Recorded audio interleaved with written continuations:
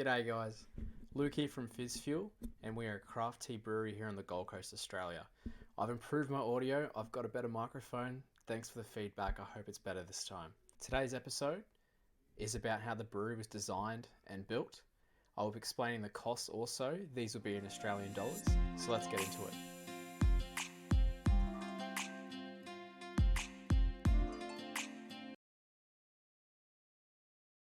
I used SketchUp Pro to create the design of the brewery. Bottom right is the entry, which is a tiled area with a 200mm upstand. So to the left you have the stainless steel workbench and also the kettle area. Back left is the two fridges for cold storage. Against the wall in the center are the 250 litre stainless steel tanks. In the middle of that is the glycol chiller. So to our right, we have our double wash basin and also our hand wash basin. So we needed these two in accordance with council conditions, along with our 50 litre hot water unit. This is a section view showing the kettle and stand wall. So here you'll also see the reverse osmosis filter along with the tea filter. This section shows the stainless steel tank view.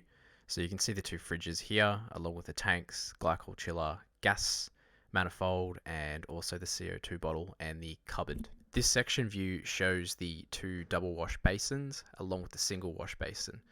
There's a soap dispenser, paper towel dispenser, and the 50 litre hot water unit, and a trash bin there. This is all in accordance with local council conditions. So this is a three-dimensional view of the brewery. So taking into account all those drawings, it spits out a walkthrough like this. So here you can see what the brewery is going to look like if you're actually standing in it, which is very beneficial to what you can see. One of the first tasks was to locate the existing sewer line and cut a trench towards the centre of our brewery along with the two double basin locations. Once we found this, we then marked out and proceeded to cut the concrete. Although we did all the due diligence to locate the existing services, we couldn't help but saw through the water main, which led us to shutting off the water to our entire industrial complex for a few hours. So this was very annoying. Lucky I had a plumber mate nearby, and for a carton of beer, he fixed it all up for me. We also removed some of the damaged ceiling, existing false wall, and exhaust ducting to create more space in the brewery. This would also enable us to repurpose the mechanical exhaust through the ceiling. So for the demolition portion, it cost $200 for the locator, $665 for the concrete cutting works, and fixing the pipe was a carton of beer, so a subtotal of $865 plus a carton of beer. Our plumber then laid the Inground sewer line, which was made from HDPE in line with council guidelines. This was required as we'll be washing some cleaning agents and hot water down the waste which standard PVC piping cannot handle well. The Inground services cost overall $850, which was made up of $550 of installing the piping to sewer, so some labour and tools, and the supply of materials, $300.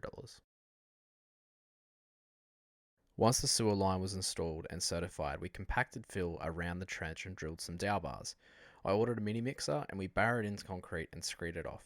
The cost for the concrete was $200. We needed some mist tools, which was another $50 for a subtotal of $250.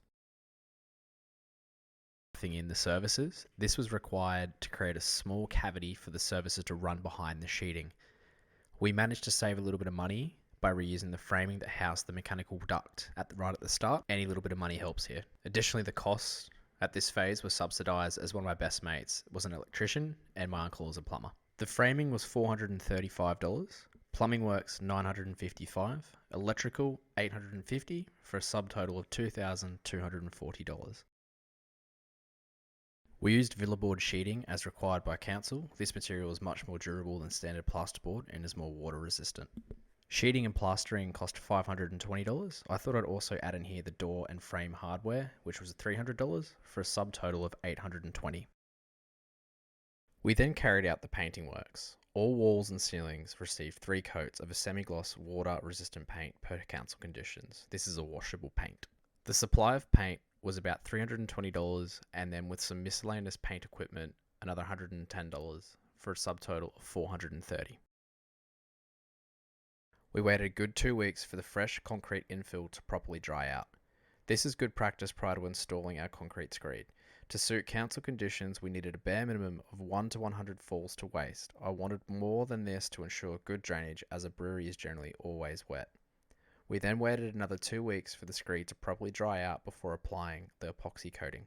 The screeding contractor cost $1,850, with some missed flooring stuff that I had to do in between was $135 for a subtotal of $1,985. Hey guys, Lukey from Fistfuel. Just want to share an update on our little brewery. So we've just put down the first epoxy coat and just want to show you around a few little areas. So just over to here is where our boiling system is going to be, and then over there is where we're going to have two barrel uni tank systems, which we'll use to chill and then carbonate the tea. So yeah, looking forward to showing you more. The epoxy supply was $350. We also needed some tools to carry out the works, an additional $75 for a subtotal of $425. Tiling is relatively straightforward. It's the first time I'd ever done it. I was lucky enough to get some free tiles from some friends.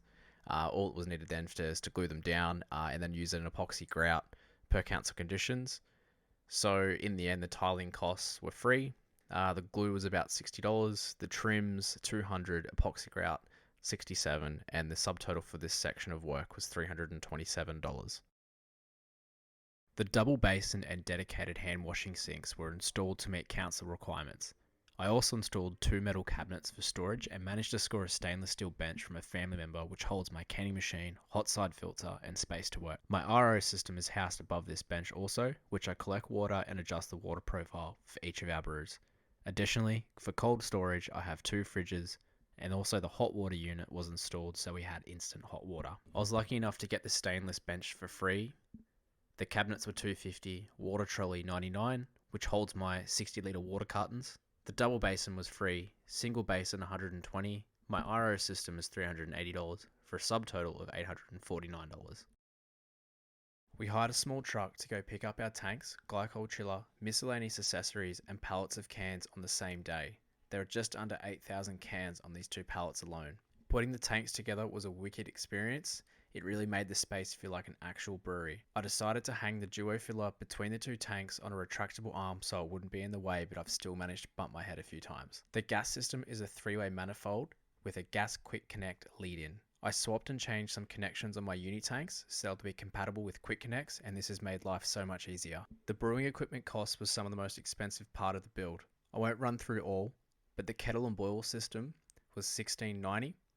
The 2 160-litre uni tanks together was $9,020. The glycol system $2,000. The glycol temp control $900. The duo filler come from Norway quite quickly, and that was $800.